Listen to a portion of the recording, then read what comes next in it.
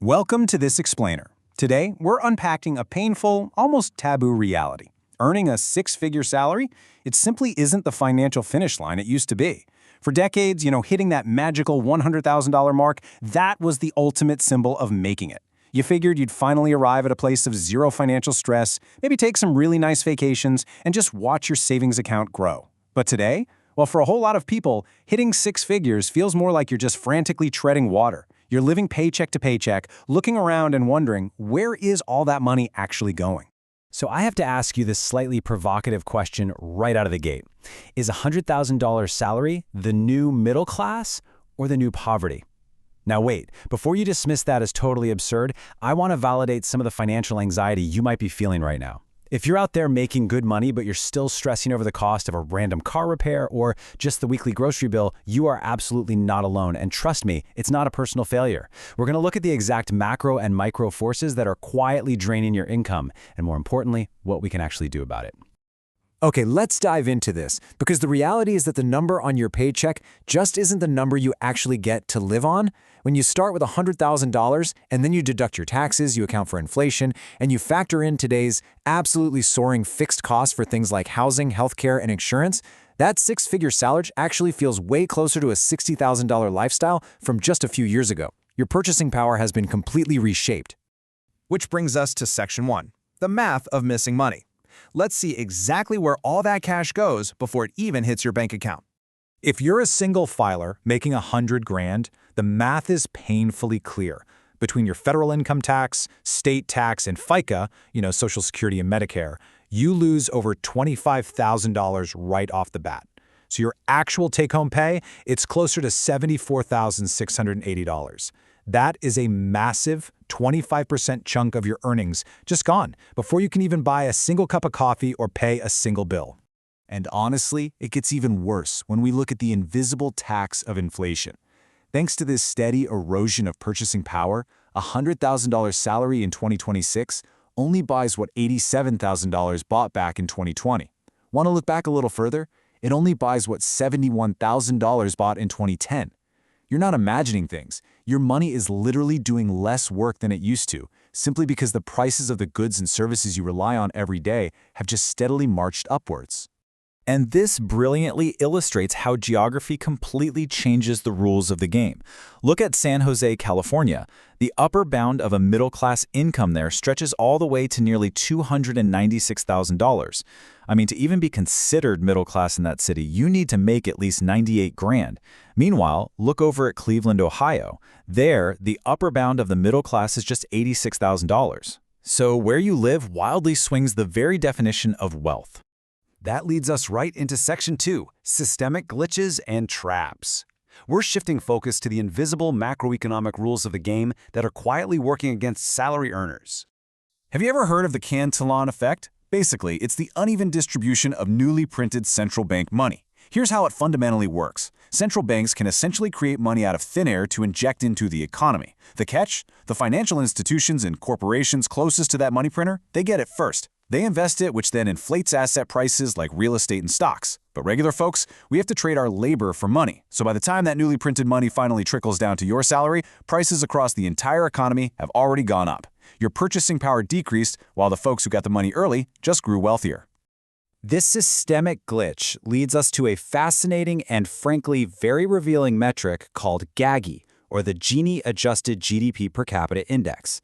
We always hear politicians touting headline GDP growth, right? But headline GDP is totally blind to how income is actually distributed, or how far it stretches at the grocery store. GAGI corrects for this. It tracks inequality-adjusted, inflation-corrected prosperity compared to a 2010 baseline. It shows us whether the median household is actually living better instead of just throwing out a population-level average that completely hides the financial reality of the working class.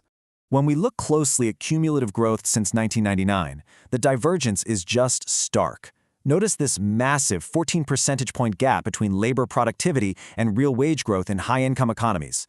Workers today are producing far more than ever before, especially as automation and AI really scale up. But their real wages? They're largely stagnant.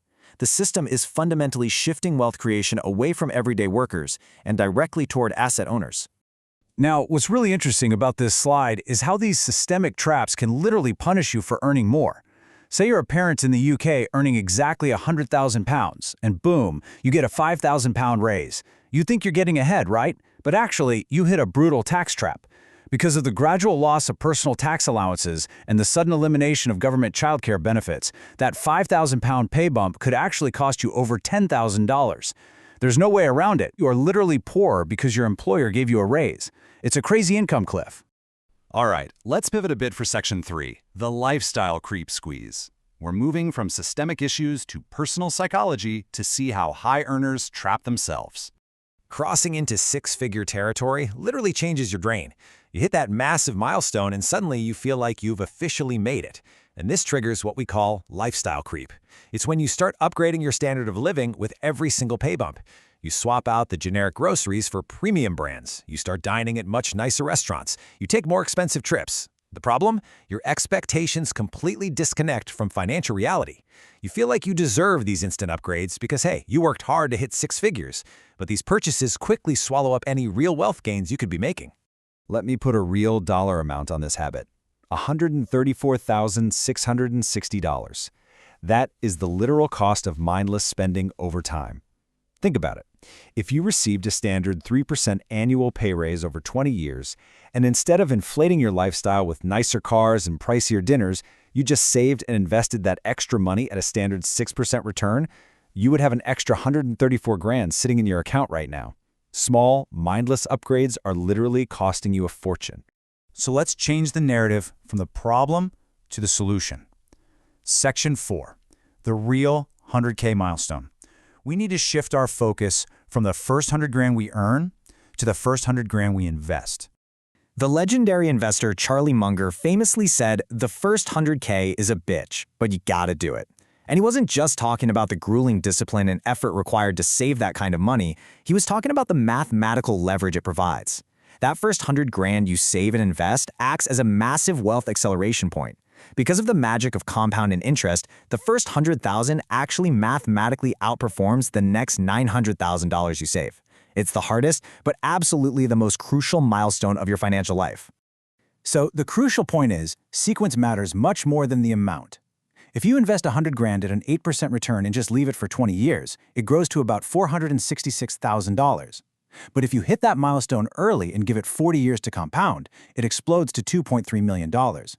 That's a difference of almost $1.9 million, created purely by time without you ever having to save a single extra dollar out of your paycheck.